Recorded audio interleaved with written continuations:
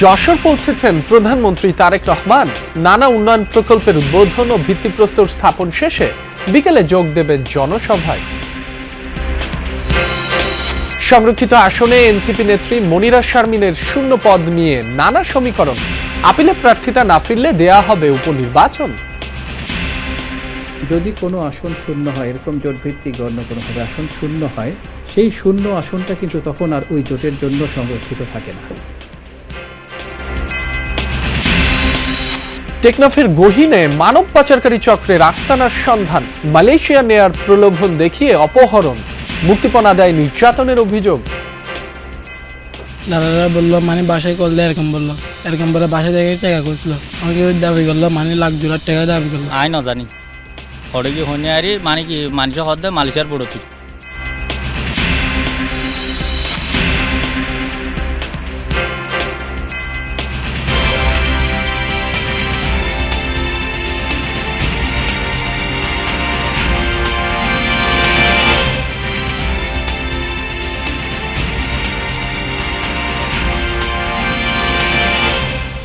যমুনা নিউজে আমন্ত্রণ। আপনাদের সঙ্গে আছি মাসুম রাব্বি। এতক্ষণ শিরোনাম দেখছিলেন। বিভিন্ন উন্নয়ন প্রকল্প উদ্বোধন ও ভিত্তিপ্রস্তর স্থাপন এবং জনসভায় যোগ দিতে যশোর পৌঁছেছেন প্রধানমন্ত্রী তারেক রহমান। সকালে ঢাকা থেকে আকাশপথে যশোরের উদ্দেশ্যে রওনা দেন প্রধানমন্ত্রী। কর্মসূচির শুরুতে যশোরের শার্শায় উলশি খাল খনন কর্মসূচির উদ্বোধন করবেন তিনি। একই স্থানে যোগ দেবেন সুধী সমাবেশে। শার্শা থেকে ফিরে তারেক রহমান অবস্থান করবেন যশোর সার্কিট হাউসে। বিকেলে যশোর মেডিকেল কলেজ হাসপাতালের ভিত্তিপ্রস্তর স্থাপন করবেন প্রধানমন্ত্রী। পরে যশোর কেন্দ্রীয় ঈদগাহ ময়দানে জনসভায় বক্তব্য রাখবেন সরকার প্রধান। সন্ধ্যায় যশোর থেকে বিমানযোগে ঢাকায় ফেরার কথা রয়েছে প্রধানমন্ত্রীর। সরকার প্রধান হিসেবে তারেক রহমানের এটি যশোরের প্রথম সফর। প্রধানমন্ত্রীর যশোর সফর নিয়ে জানব। সহকর্মী সাইফুদ্দিন রবিন আছেন সেখানে, সরাসরি যাচ্ছি তার কাছে। রবিন, প্রধানমন্ত্রী কখন নাগাদ খাল খনন কর্মসূচির উদ্বোধন করবেন, তার দিনব্যাপী অন্যান্য কর্মসূচি সম্পর্কেও আমাদের জানাবেন। সময় ঘনিয়ে আসছে, অর্থাৎ যশোর বিমানবন্দর থেকে প্রধানমন্ত্রী তারেক রহমান যশোরের শার্শা উপজেলার এই উলাশি খাল পাড়ে এসে পৌঁছাবেন কিছুক্ষণের মধ্যে। দেখতে পাচ্ছেন উৎসুক সাধারণ মানুষ অপেক্ষায় আছেন প্রধানমন্ত্রী তারেক রহমানের। প্রধানমন্ত্রী তারেক রহমান এই উলসি খাল বা স্থানীয়ভাবে যেটি জিয়ার খাল নামে পরিচিত সেখানটায় আসবেন। এই খালটি 1976 সালে প্রথম খনন কর্মসূচি উদ্বোধন করেন প্রধানমন্ত্রীর প্রয়াত বাবা সাবেক রাষ্ট্রপতি জিয়াউর রহমান, এবং প্রায় 50 বছরের বেশি সময় পর প্রধানমন্ত্রী তারেক রহমান আরও একবার এই খাল খনন কর্মসূচির উদ্যোগ নিতে আসছে, যার ফলে সাধারণের মধ্যে একটু অন্যরকম আগ্রহ আর উৎসাহ বটে। এই অঞ্চলের একটা বড় সমস্যা হচ্ছে যেমন যশোরের দুঃখ বলে খ্যাত ভবদহ, যেখানে বছর পর বছর প্রায় 4 দশকের বেশি সময় ধরে মানুষ জলাবদ্ধতায় আক্রান্ত। কিন্তু অন্যদিকে এই উলসি খালে কিন্তু আমরা খালের উপর দাঁড়িয়ে কথা বলছি, মানুষজন দাঁড়িয়ে আছে সেই খালের উপর যেখানে পানির কোনো প্রবাহ নেই। সেই পানির প্রবাহ যেন নিশ্চিত করা যায়, সেজন্যই এই খাল খনন কর্মসূচি, যার ফলে কৃষি জমি রক্ষা পাবে, ফসল উৎপাদন বাড়বে, এমন একটি লক্ষ্য নিয়েই সরকারের যেই ইশতেহার কিংবা নির্বাচনী ইশতেহার যেটি ছিল সেটি এবং সরকারের পরিকল্পনার অংশ হিসেবেই আজকের দিনে 4 কিলোমিটার খাল খনন কর্মসূচির উদ্বোধন করতে যাচ্ছেন প্রধানমন্ত্রী তারেক রহমান। এখানটায় খাল খনন কর্মসূচির উদ্বোধন শেষে সুধী সমাবেশে যোগ দেবেন তিনি। এই সুধী সমাবেশ অনুষ্ঠিত হবে এই খাল পাড়েই, এবং এটি শেষ করে তিনি চলে যাবেন যশোর সার্কিট হাউসে, পরবর্তীতে Jessore medical college, Jessore public library, সেখানটায় কিছু কর্মসূচি শেষ করে তিনি যশোর ঈদগাহ মাঠের জনসভায় যোগ দেবেন। এবং সেই জনসভায় দীর্ঘদিন পর প্রধানমন্ত্রী তারেক রহমান যে বক্তব্য রাখবেন সেটি অন্যরকম একটি রাজনৈতিক গুরুত্ব রয়েছে, এই অর্থে যে সাবেক প্রধানমন্ত্রী বেগম খালেদা জিয়া 2011 সালে সবশেষ যশোরে এসেছিলেন এবং সেই ঈদগাহ মাঠেই বক্তব্য রেখেছিলেন। সেটি ছিল নির্দলীয় সরকারের অধীনে নির্বাচনের দাবিতে রোড মার্চ কর্মসূচির অংশ হিসেবে, অর্থাৎ বাবার সেই উন্নয়ন পরিকল্পনা সেটি যেমনটি সম্পৃক্ত এই সফরে প্রধানমন্ত্রীর, অন্যদিকে মায়ের রাজনৈতিক আন্দোলন সংগ্রামের ইতিহাস সেসবও জড়িত। অর্থাৎ সাধারণ মানুষের জন্য, তাদের জীবনমানের উন্নয়নের জন্য কিংবা দেশ জনপদ জনপদের উন্নয়নের জন্য সরকারি যে পরিকল্পনাগুলো রয়েছে কিংবা প্রধানমন্ত্রী তারেক রহমানের যে কর্মসূচি সেটির এক ধরনের প্রতিফলন করবে এই আজকের যশোর সফরের মধ্য দিয়ে কিংবা বিভিন্ন কর্মসূচিতে প্রধানমন্ত্রী অংশগ্রহণের মধ্য দিয়ে। সকলেই অপেক্ষা করছে এই উলাসী খাল পাড়ে, কেবলমাত্র কিছু সময়ের বাদেই আশা করা যাচ্ছে প্রধানমন্ত্রী তারেক রহমান এখানটায় এসে পৌঁছাবেন। রবিন, আপনাকে ধন্যবাদ। জাতীয় সংসদের সংরক্ষিত নারী আসনের প্রার্থীদের মধ্যে জামায়াত জোটের একজনের মনোনয়নপত্র বাতিল হওয়ার পর শূন্য আসন পূরণ হবে কিভাবে, সেই প্রশ্ন সামনে আসছে। নির্বাচন কমিশন বলছে ওই প্রার্থী আপিল করতে পারবেন বা আদালতেও যেতে পারবেন। তাতেও প্রার্থিতা না ফিরলে উপনির্বাচন দিতে হবে, তখন আসনটি সবার জন্য উন্মুক্ত হয়ে যাবে। অর্থাৎ এনসিপি নেত্রী মনিরা শারমিনের আসনটির জন্য প্রতিদ্বন্দ্বিতা করতে পারবে সংসদের বিএনপি সমর্থিত জোট এবং স্বতন্ত্র প্রার্থীদের প্যানেল। সংসদে আনুপাতিক প্রতিনিধিত্ব পদ্ধতি অনুযায়ী রাজনৈতিক দল ও জোটের মধ্যে সংরক্ষিত নারী আসন বণ্টন করা হয়। ফলে ত্রয়োদশ সংসদে বিএনপি জোট পায় ৩৬ জন, জামাত সহ ১১ দলীয় ঐক্য ১৩ আর স্বতন্ত্র জোটের ১ জন নারী। প্রার্থীদের মনোনয়নপত্র যাচাই বাছাইয়ে সবাই উতরে গেল ছিটকে পড়েছেন ১১ দলের শরিক এনসিপি নেত্রী মনিরা শারমিন। সরকারি চাকরি ছাড়ার ৩ বছর পার না হওয়ায় তার প্রার্থিতা বাতিল হয়। এ নিয়ে ইসিতে আপিলও করেছেন তিনি। মনিরা শারমিন প্রার্থিতা না পেলে শূন্য আসনের কি হবে? দেশে সংরক্ষিত নারী আসনে ভোটাভুটির নজির নেই। দল ও জোটের সমান সংখ্যক প্রার্থী থাকায় বরাবরই বিনা প্রতিদ্বন্দ্বিতায় তারা নির্বাচিত হন।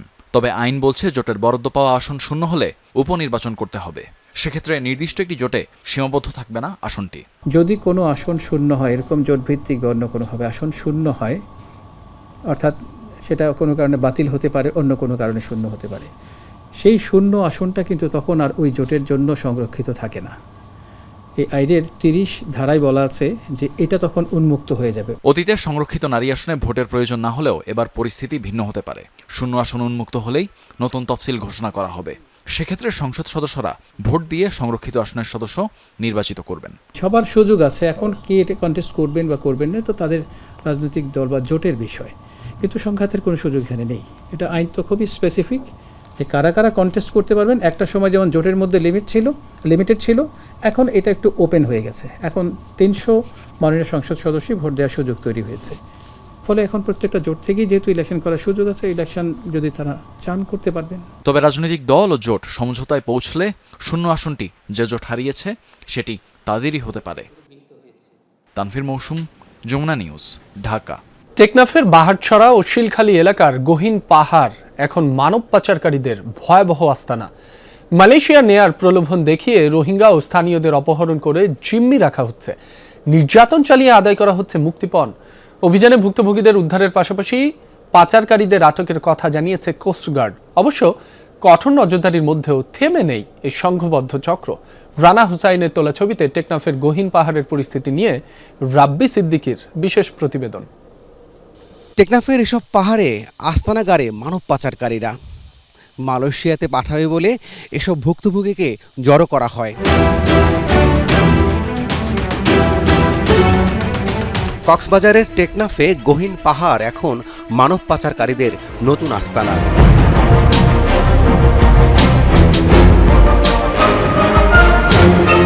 পাচারের জন্য বেশ কয়েকজনকে জিম্মি রাখার খবরে অভিযানে নামে কোস্টগার্ড।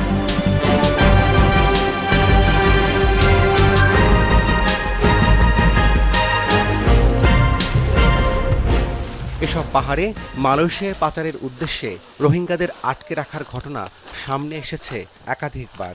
পাচারকারী চক্র মালয়েশিয়ায় চাকরির প্রলোভন দেখিয়ে ক্যাম্প থেকে রোহিঙ্গাদের ভাগিয়ে নেয়। এমনকি স্থানীয় বাঙালি বাসিন্দারাও এই চক্রের ফাঁদে পড়ছেন। ভুক্তভোগীদের অনেক সময় দিনের পর দিন আটকে রাখা হয়। শারীরিক নির্যাতন চালিয়ে পরিবারের কাছ থেকে মুক্তিপণ আদায়ের অভিযোগও রয়েছে। টেকনাফের বাহারছড়া, শিলখালী এবং শাহপরীর দ্বীপের মতো উপকূলীয় এলাকাগুলো মানব পাচারের প্রধান রুট হিসেবে ব্যবহৃত হচ্ছে। এখানে নিয়মিত চলছে বাংলাদেশ কোস্টগার্ডের অভিযান। তবে পাচারকারীদের অপতৎপরতা পুরোপুরি বন্ধ করা যায়নি। সাগর পথে মালয়েশিয়া পাচারের উদ্দেশ্যে পাহাড়ে আটক রাখা কয়েকজন রোহিঙ্গা ও বাঙালিদের উদ্ধার করা হয়। গ্রেফতার করা হয় বেশ কয়েকজন দালালও।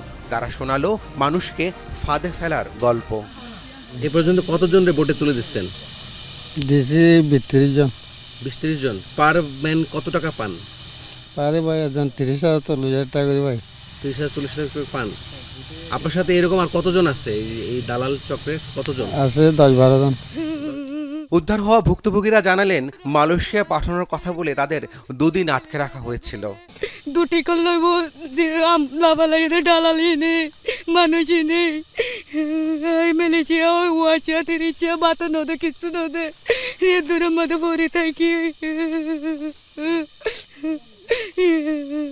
দাদারা বললো মানে বাসায় করলে এরকম বললো, এরকম বলে বাসা থেকে টাকা করছিল।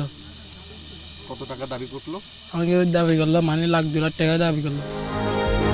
মানব পাচারকারীরা আইন শৃঙ্খলা বাহিনীর চোখ এড়াতে দুর্গম পাহাড়ি এলাকায় আস্তানা গাড়ে। নানা প্রতিকূলতা সত্ত্বেও নিয়মিত বিশেষ অভিযান চালিয়ে যাচ্ছে কোস্টগার্ড। স্থানীয়রাই পাচারকারী চক্রের সদস্য। অসহায় মানুষকে বিদেশে উন্নত জীবনের স্বপ্ন দেখিয়ে সাগর পথে পাচারের চেষ্টা চালায় তারা। পাহাড়টাকে বেছে নেয় কারণ আমরা এখানে দেখা যায় যে বাংলাদেশ কোস্টগার্ড এবং অন্য সকল যে বাহিনীগুলো রয়েছে তারা 24 ঘন্টা টহল কার্যক্রম পরিচালনা করতে পারে না পাহাড়গুলো এলাকায়, এবং এই পাহাড়গুলোতেই তারা প্রাথমিকভাবে আশ্রয় নেয় এবং পরবর্তীতে যে কোনো ধরনের যে বৈরী আবহাওয়া অথবা অন্য কোনো সময় তারা এখান থেকে প্রস্থান নেওয়ার প্ল্যান করে। গত 1 বছরে কোস্টগার্ডের নিয়মিত অভিযানে 570 জন ভুক্তভোগীকে উদ্ধার করা হয়েছে।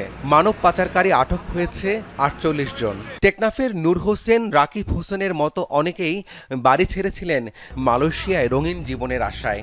তবে তাদের ভাগ্যে কি ঘটেছে তা অজানা। দিন দিন বাড়ছে এমন নিখোঁজ তরুণের সংখ্যা। বুড়োর লাইনে আমি তো জানি না স্যার, বুড়োর লাইনে গেছে আমি কোনো খোঁজখবর পাই নাই ছেলের।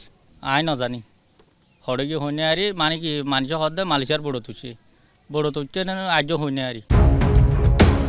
সমুদ্রপথে মানব পাচার রোধে 24 ঘন্টা টহল, আধুনিক প্রযুক্তির ব্যবহার এবং গোয়েন্দা নজরদারি জোরদার করেছে কোস্টগার্ড। পাশাপাশি স্থানীয়দের সচেতন করতে নিয়মিত চালানো হচ্ছে নানা কার্যক্রম। রাব্বি সিদ্দিকী, যমুনা নিউজ, টেকনাফ। হামের উপসর্গ নিয়ে সিলেট ওসমানী মেডিকেলে 1.5 বছর বয়সী আরও এক শিশুর মৃত্যু হয়েছে। এ নিয়ে চলতি মাসে সিলেটেই প্রাণ গেল 12 জনের। 24 ঘন্টায় সিলেটে বিভিন্ন হাসপাতালে নতুন করে ভর্তি হয়েছেন 38 জন, চিকিৎসাধীন রয়েছেন 172 জন। রাজশাহী মেডিকেলে হাম ও উপসর্গ নিয়ে 24 ঘন্টায় নতুন রোগী ভর্তি 17 জন, চিকিৎসা শেষে বাড়ি ফিরেছেন 27 জন। হাসপাতালটিতে চিকিৎসাধীন রয়েছেন 110 জন। সিলেট ও রাজশাহী ছাড়াও ময়মনসিংহ, বরিশাল, চট্টগ্রাম ও খুলনা বিভাগের বিভিন্ন হাসপাতালেও রোগীর ভিড় রয়েছে। অনেক হাসপাতালেই আইসোলেশন ওয়ার্ডে জায়গার সংকটে বারান্দায় রেখেও রোগীদের চিকিৎসা দেওয়া হচ্ছে। এতে ছোঁয়াচে রোগটির সংক্রমণ ঝুঁকি বাড়ছে। হাম ও উপসর্গে মৃত্যু না থামায় উদ্বেগ বাড়ছে অভিভাবকদের মাঝে। রাজধানীর হামের পরিস্থিতি জানাতে মহাখালীর সংক্রামক ব্যাধি হাসপাতাল থেকে যোগ দিচ্ছেন সহকর্মী তানভীর সিদ্দিক টিপু। হাসপাতালে ভর্তি হাম আক্রান্ত রোগীদের বিষয়ে চিকিৎসকরা কি বলছেন, সার্বিক চিত্র কেমন দেখছেন আমাদের জানাবেন। এই চিত্রটা আপনি কিছুক্ষণ আগে সিলেটের চিত্রের কথা বলছিলেন যে সেখানে শয্যা নাই বলে যারা রোগী আছেন তাদেরকে বাইরে অবস্থান করতে হচ্ছে। একই চিত্র কিন্তু ঢাকা শহরেও এবং রাজধানীতেও আমরা এই মুহূর্তে সংক্রামক ব্যাধি হাসপাতাল যেটি সেখানে আছি, এবং এখানেও কিন্তু পর্যাপ্ত শয্যা না থাকায় প্রচুর রোগীকে বাইরে অবস্থান করতে হচ্ছে, মেঝেতে অবস্থান করতে হচ্ছে। এবং আপনি জানেন যে হাম যথেষ্ট একটি সংক্রামক রোগ এবং সেই রোগটির অন্যতম চিকিৎসা হচ্ছে যথেষ্ট পরিষ্কার পরিচ্ছন্ন থাকা, যদিও সেটি কিন্তু খুব একটা সম্ভব হচ্ছে বলে মনে হচ্ছে না আমাদের কাছে। এবং আপনি হামের যে চিত্র বলছিলেন সেই একই চিত্র কিন্তু আসলে রাজধানীতেও, এবং বলা যায় যে রাজধানীতে কিন্তু মৃত্যুর সংখ্যা বা আক্রান্তের সংখ্যা আমরা বরাবরই যে স্বাস্থ্য অধিদপ্তরের যে বুলেটিন থাকে সেই বুলেটিনে একটু বেশিই দেখতে পাই সারা দেশের তুলনায়। যদিও চিকিৎসকরা বলছেন যে যেহেতু সারা দেশ থেকে রোগীরা রেফার হয়ে ঢাকায় আসছেন এবং ঢাকার মোটামুটি 2টি হাসপাতাল, এই হাসপাতালটি সংক্রামক ব্যাধি হাসপাতাল এবং ডিএনসিসি কোভিড-19 যে ডেডিকেটেড হাসপাতালটি রয়েছে, মোটামুটি এই 2টি হাসপাতালেই হাম রোগীরা বেশি থাকছেন। এছাড়াও আরো অন্যান্য হাসপাতালেও তারা যাচ্ছেন, যদিও সেগুলো থেকে অনেকেই আবার বলছেন যে তারা ফিরে এই হাসপাতালগুলোতেই ফিরে আসছেন। এবং এখানে আমরা অনেক রোগীর সাথে কথা বলেছি, তারা বলছেন যে কেউ 1 মাস, কেউ 25 দিন, 20 দিন এরকম করেও হামে ভুগছেন বা বিভিন্ন হাসপাতালে দৌড়াদৌড়ি করছেন রোগীকে নিয়ে, সেই কথাগুলো তারা জানাচ্ছিলেন। একই সাথে হাম যেহেতু শিশুদের, আপনি জানেন যে শুধু হামের নানান ধরনের রোগে তারা আক্রান্ত হয়ে থাকে। ফলে হামের পাশাপাশি অনেকের নিউমোনিয়া আছে, আরো অন্যান্য ধরনের রোগ আছে। ফলে হাম এক ধরনের জটিলতা তৈরি করছে, তার সাথে কিন্তু সেই রোগগুলো একই সাথে দেখা যাচ্ছে যে 2-3টি রোগে শিশুরা আক্রান্ত হয়ে সেই পরিস্থিতিটাকে তাদের জন্য আরেকটু ঝুঁকিপূর্ণ করে তুলেছে। রাব্বি। টিপু, আপনাকে ধন্যবাদ।